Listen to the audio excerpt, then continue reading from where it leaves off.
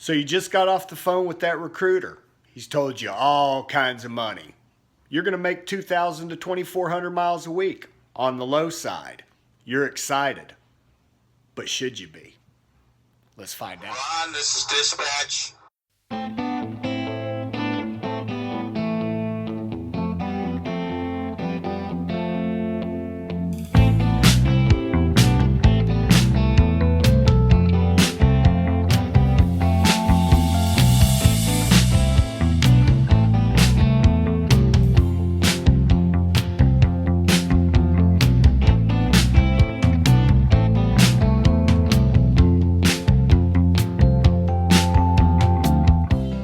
Going on YouTube? Buck Rub here, and welcome to another edition of Buck Wild Trucking. As most of y'all know, I have left Maverick, and I've had several messages as well as comments on this channel wanting to know the actual numbers of my experience with Maverick. So I have put all that together. I'm glad I took the screenshots from my driver portal yesterday, because apparently as soon as I turned my truck in, they have shut off my access. so I can't see what the numbers actually are today. There were a couple other things I wanted to screenshot that I didn't get done, but I can give you what I had as of yesterday. Now let me go into this to say that I am not bitter about Maverick. I still believe that Maverick's a good company. I think that if you're a new driver, it's a great place to get experience. Let me just tell you a little bit about a story when I went to the Mid-America Truck Show a couple weeks ago. My first day in there, I was wearing my Maverick shirt, and there was not a single flatbed recruiter who didn't see me that didn't holler, "Hey Maverick, come over here." The reason being is because Maverick has top-notch training, and these companies know that. So if you're new into trucking, I highly recommend Maverick. They have a top-notch training program, and they're going to teach you what you need to know.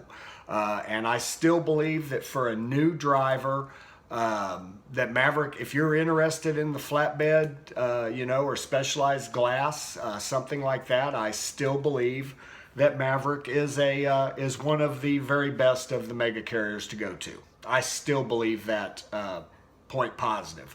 But for a 50-year-old man that needs to support a family and has bills, Maverick just wasn't the place for me, and I will delve into these. And at the end of the video, I will actually post the screenshots for you to look at. Now, I'm not going to post how much I made, dollar figures.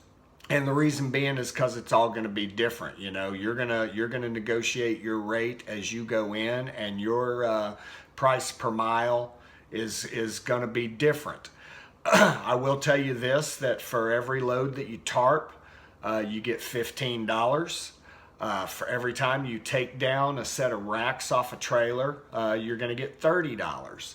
Every time you put those racks back on the trailer, you're going to get another $30, but you don't get another $15 for untarping the load. And just FYI, it takes about 2 hours to secure and tarp a load, and it takes about another 2 hours to untarp and put everything away. So you do the math on how much you're making per hour on that. But here are the facts. This is what I've done year to date. My average miles per week, year to date, is 1,873 miles. My total loads tarped were 9. My total hours driven, 571 hours, and my average miles per day, 7.4. Those are the averages from January 1st until yesterday, April 21st of 2017, if you're watching this later. Now, you're also paid a performance pay, which they call PFP Points, and this is based on a 100-point scale. The problem with this PFP system is that it's truly not your performance. It's the performance of your fleet manager and the amount of miles that he gives you. Now, there are some things that you can control. You can control your idle time. You can control your service failures, your inspections. But let me just break it down for you. And the way this is broke down is you get points for miles per day. They want you getting 420 miles per day. Again, if you're not dispatched for 420 miles per day, you're not going to get that, and 50% of your points is based on that. They want you doing 420 per day. Your miles per gallon is 7.5 miles per gallon. Now, here's the problem with that. Some of the other trucks may do a lot better, but I was in a 2014, and every time I went to my fleet manager saying, hey, I'm not getting the mileage, they would always ask me what year truck I'm in. Well, I'm in a 2014. Oh man, that was the first year, I believe, of the DEF system on those trucks, and they just got very poor gas mileage. If I was bobtailing with no headwind or just a nice day, I could get about 9.5 miles per gallon, but the absolute best I could get with an empty trailer, no headwind, no hills, flat line, and I tested it. I would run cruise control. I would test it all the way from 58 miles all the way up to 65 miles an hour, and the best mileage I could get hauling an empty trailer was 7.8. Depending on the load of a loaded trailer, sometimes I could get 7, but I never got 7.5. Based on with a loaded trailer. No way, no how. And I tried everything. I adjusted my speed. I always run cruise control. Just no way. Most of the time I was in that 6.3 to 6.7 miles per gallon. And if you're not 7.5 miles per gallon, it's going to reduce that amount of points, which you'll see on the chart at the end. Those points are 15 points. Your idle percentage, of course, that's how often you idle. They want you shutting these trucks down at shippers. They want you shutting these trucks down when you're stopped, and that's all well and good as well. But if they've got you sitting in a truck stop somewhere, these batteries die in about 4 hours. Now, not dead where you can't start them, but dead enough where you can't run your appliances to cook your dinner or any of that stuff. So every several hours, you have to start these trucks up and idle them up. And you'll see in the chart what my numbers were. And matter of fact, let me just bring them up. My idle percentage is 26.3. 26% of the time I'm idling, and I don't idle at night. I idle when my batteries start beeping at me. My batteries beep, I start it up and I charge it up. So 26.3. A lot of that's on you, but again, if you're sitting, that's going to be an issue. The 10 points for service failure, meaning, if you, problems that could fail, being late on a load. And I was on time 100% of the time. Now, I was late to one load. That was my bad. That did not get counted against me because I was there within 30 minutes of the appointment time, and I had, put in the proper macros. So that did not get counted against me. So I'm showing as 100% on that. 5 points for inspections, roadside inspections, any failure points. If you fail a roadside inspection, that's on you, which it most definitely will be. If you do a proper pre-trip, you're not going to have these issues. That's 5 points. Preventable accidents, 3 points. Again, if you don't have any preventable accidents, you're going to get 3 points. Safety points, if you get caught not wearing your PFP, and there's several other factors on there. Again, that's 3 points. Out of route, they only want you to have 10% out of route. And again, this was another thing that really got to me, is because I never got they dispatch you zip code to zip code. So you're going to point A to point B, zip code to zip code. But I very seldom could find a route, a truck route, that would allow you to get to where you were going within the mileage that they paid you. Now that's fine. I understand that they pay zip code to zip code, but all those miles that it really takes you to get there are actually counted against you and towards that 10%. and my out of route is 23.7%. I mean, and I did, you know, a lot of times I would have to go to a truck stop. They also penalize you for going home. So if you're due for home time, and of course when they hire you, you're told that you're allowed to take your truck home.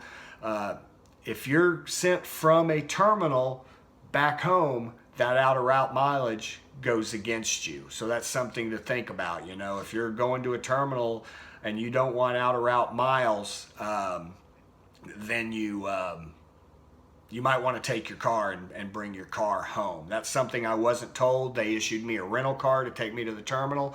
Had I known that this was the situation, I would have taken my car to the terminal, and then whenever I came on home time, I would drive my car home. But a lot of times I wasn't sent home from a terminal. A lot of times I was sent home from a receiver. And of course, if that happened, I would get deadheaded home, and those miles would not count against me. But if I was sitting at a terminal and I was due to go home, if I brought my truck home, those miles were brought against me. Maverick Points. You get 2 points there, and you get 1 point for washing your truck every 15 days like you're supposed to. That extra point you get is basically if somebody calls into Maverick and says, hey man, this driver did something really well, or another driver calls in and says, hey man, Ron Duncan showed up and helped me untarp my load or secure my load or what have you, then you'll earn a Maverick Point up to 2 points. And then, of course, the overdue PM points, you know, they'll tell you that your truck needs to be serviced, and if you don't get in and get that done, then you'll lose a point. If you do get it done, you'll get a point. So that's the 100-point system. Like I say, though, the miles per day is 50% of that.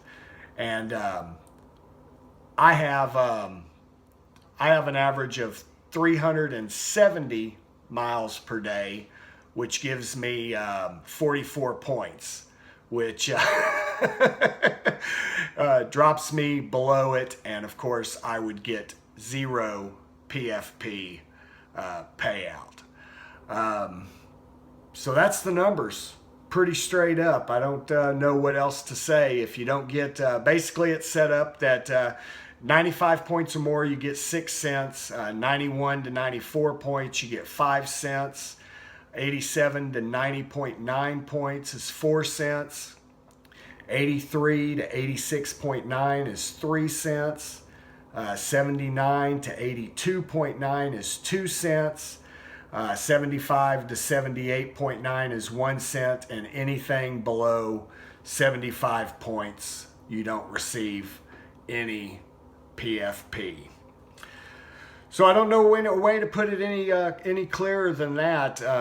I just, you know, if you're dispatched from a company and have no way of knowing what's truly out there, whether you're actually put in line or whether it's based on how your fleet manager likes you, I don't know. I don't know. But I can only post what I have done, and in my opinion, what you've got. With at least the glass division is low miles and a PFP system that is designed for Maverick and not for the driver. Like I say, I think Maverick's a good starter company. I think if you're wanting to get into flatbed, I think Maverick is the place to be. But I think if you're an experienced driver, I think there's places out there where you can make more money. The insurance is great. I mean, let me shut this off and I'll turn it back on. Let me pull this up and show you. Okay, I'm not going to break down my whole paycheck because you don't need to know what my deductions are, but I will tell you that this is my last paycheck that I got last week, and it was $376. So if that gives you any indication of what a potential week could be when they tell you that freight is slow. But my insurance and all these things are based on just me and my wife. I mean, I don't have insurance on any children. My children are grown. But my health insurance for me and my wife is $98.50 per paycheck. My vision insurance is $11.33, and I believe that is every 2 weeks on that. My life insurance, which I have a $150,000 life insurance policy with a double indemnity in case of an accident. And then I think I have like $5,000 on my life with the same double indemnity, and it is $69 a paycheck. I have a cafeteria plan where I get basically a credit card, and they draw out however much money you want them to draw out for a year. They will give you that right up front in a credit card. I think the maximum allowed by the IRS is like $2,400 a year, something like that. And I have the maximum, and that comes out at $54.17 per pay periods per week. And then I also have the driver's legal plan, which I recommend anybody that's a driver to have that. It's very inexpensive. You've got an attorney that'll help fight tickets, help fight accidents, anything that can happen out there. And we know that things can happen, and that's $2.98. I didn't have short and long-term disability. I probably should have, but man, what would my paychecks have been for that? Boy, it seemed like there was something else that I wanted to mention to y'all. Let me think about it, and I'll come back on here. Okay, I remember what it is. It's the 800-mile weekend guarantee. If you're working and not going home and you're out on the road, they guarantee you that you're going to get 800 miles for the weekend. So that's a nice little sideline, that's going to keep you from sitting somewhere and not getting paid. But here's the problem with that. If you're dispatched the week before and you don't deliver until Monday, if that load is over 800 miles, you're not going to get that weekend pay. So what had happened to me was I got the load on Friday. I took off and arrived on Saturday morning, and then I sat all Easter weekend. So I called my fleet manager and I said, hey, I didn't, don't forget to put me in for my 800-mile guarantee. He says, well, you don't get an 800-mile guarantee. That load was 840 miles. And I said, well, but that was a Friday load. That wasn't a weekend load. And so I leave Friday. I get there Saturday, 844 miles. Then I sat all Easter weekend without compensation, free guard duty on the truck. So that's pretty typical, I guess, of most major carriers.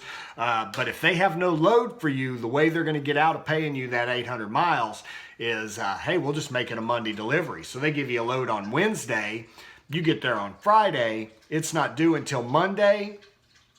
Too bad. So anyway, those are the numbers. I will post my actual app screenshots at the end of this video so you can look them over. I'm not going to go through and talk money because everybody's price per mile is different. But when you negotiate your price with Maverick Transportation, you can see what my numbers have been since January 1st until yesterday. I really wish I could have shown you the other stuff, but I didn't get screenshots of it. But I can show you what I've done in the time I've been there. Again, I'm not dissing on Maverick. I still think Maverick is a good company. I just think that experienced drivers can do better. And, these guys are kicking out 30 new students or more per week. So there's really... They don't care if you leave or not because they've got 4 more that are ready to get into your truck. So hence all the mega carriers are the same. It's just a matter of what you're willing to put up with. They've all got their pros. They've all got their cons. When you all equal it out, if you're going to go to work for a mega carrier, you're going to deal with the same stuff, just in a different fashion. Hey, so until next time, I'm Buck Rub. Out.